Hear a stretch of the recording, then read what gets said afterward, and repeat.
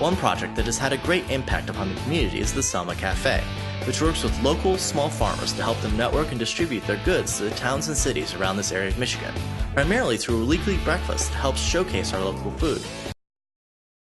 Jeff McCabe and Lisa Gottlieb, the brains behind the project, are taking their work a step further, by getting the community together to fund and build hoop houses for local farmers so that they can continue to provide fresh produce through the winter. Selma Cafe originally started as a weekly breakfast salon where we offered breakfast in our house every Friday morning, and every week we have a different guest chef come in and offer breakfast specials using ingredients that are sourced locally and seasonally. And people come in and they give a suggested donation, and the money that comes in first goes to purchase all the ingredients for the breakfast so that we're supporting the local food economy by sourcing from farmers and farmers markets and small businesses where the money's staying in the community. And the rest of the money goes out to microloans for farmers so that they can purchase hoop house kits. And our volunteers help erect those kits on the farmer's land, and we do it in a one-day hoop building, similar to an Amish barn raising. However we're building the local food economy, the fact that we're supporting small farmers, which they're struggling these days, that we're keeping money in the community. All those things are really important. We're making good food, we're serving it to the community. I think all that's really important. For me, there's another level, though, of bringing community together. I think people are really hungry, not just for good food, but for affiliation and connection with each other, not just through virtual communication like emails and texts and phone, but in person, working together in the kitchen making food, working together serving food, cleaning up, and then at the hoop house builds. So I think it's really, really important that we focus a lot of energy and attention on local farms and farmers to support that, to increase that, so that we really have control over our food supply, so we're not just getting food from corporate operations, but from farmers that we know and care about and have an investment in, and we want to encourage others to do that as well. I guess what I would first do is just go back to that 10% Wash Not campaign and the idea of what we are trying to build here.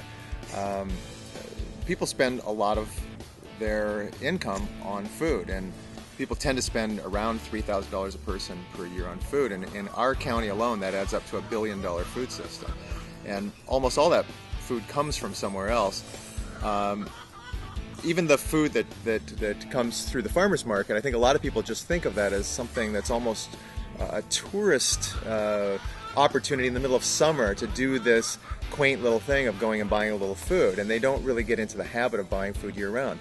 So besides just the volume of food that can happen when we start winter production, there's really just shifting people's perceptions of what the local food economy can be, and I think that's going to be one of the most important things we see as we build a four-season food system. So hoop houses are a key ingredient in that. They allow the farmer to plant on such a schedule that they can harvest something every day of the year. And then through that we're seeing both CSA programs, that community support agriculture program, move from just an 18-week distribution in the middle of summer to something that can go 52 weeks a year, and also the ability to feed people through other means, through institutions, through schools, where they have a year that goes almost the opposite of what the summer production would be. There's also this idea too of reducing our carbon footprint. A lot of people don't like the idea of buying salad greens from California or even farther away during the winter, not just because we don't necessarily know the growing practices. Getting food from huge farms where the practices aren't safe, people get sick, and that it's coming from so far away, that with this ability to harvest food year-round in our area, suddenly there's more money staying in our community, but it's safer and it's growing our food shed. So if we just supported summer production, I think what we'd see is even more price competition in the middle of summer, and just more people showing up with tomatoes in October at the farmers market, which is really not what we need. We don't need to be increasing production without scaling up the demand side of the equation. And so four-season production is really expanding into a place where there's lots of demand already. And like I say, if we can really have people think about this being available to them year-round, they can start to think about building that into their habits. And finance, I guess, being the other piece, that no matter how much we want to see this happen, there isn't a lot of finance, and no business sector has ever really emerged without a finance mechanism to help people invest in the production to make this happen. So that's where loans for hoop houses specifically was our primary target for helping this food system build. There's also this idea too of reducing our carbon footprint. A lot of people don't like the idea of buying salad greens from California or even farther away during the winter, not just because we don't necessarily know the growing practices. Getting food from huge farms where the practices aren't safe, people get sick, and that it's coming from so far away, that with this ability to harvest food year-round in our area, suddenly there's more money staying in our community, but it's safer and it's growing our food shed. Right now, the volunteers are the catalyst. They're the thing that makes it net about 66% of the money. We spend about a third of it on the food, and because of the volunteer nature, it can have a great impact. Same thing with the hoop houses. We hope to eventually have professional crews that go around and put these up.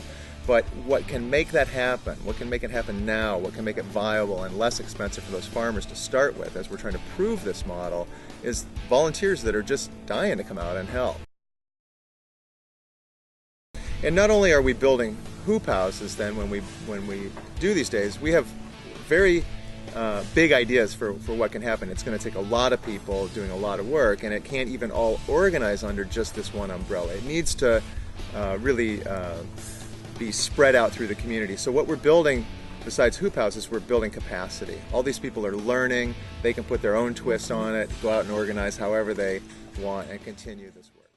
I mean, if you don't have something to say that's a model that is somehow better than what is being ramped up or what was existing, if you want to just poo-poo this because that's fun and hip to do, and leave us with this chemical agriculture system, consolidated agriculture system that is obviously not sustainable, that's not doing much to solve this problem. I think that what's going to happen is it might start out, like a lot of things do, as seeming elitist, expensive, etc. And it's going to take time for different people to really bring the kind of innovations and whatnot to make it more accessible. The main thing is that it provides a lot of jobs to the community, and it creates money in the community that stays in the community. And that really, you can't go wrong with that at any scale. And more than really looking forward to something, can we get to 100%? That's not the way I think about it. It's the next logical step, because there's so many different variables that we won't even know are going to happen years from now. Let's look at the ones that make sense right now. I really look at the science and the economics of what's going on.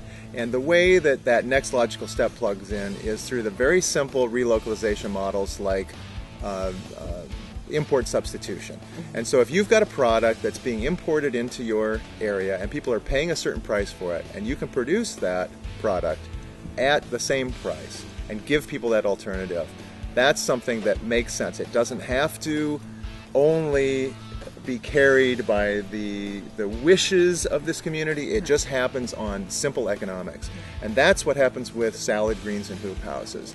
They can be produced here for the same price that people are paying for Earthbound Farm or these other things at Whole Foods and other distributors. And they can go right on the same shelf and compete dollar for dollar with those products. And that's why we're starting again with these hoop houses. This is something that is very viable in the market right now. Building a responsive and ecologically conscious local food system is something that requires investment, if only with our sweat and time. But the potential return on this investment is truly worth it. Together, we can build a sustainable, flexible, and delicious source of food that enriches your neighbors rather than some global corporate empire.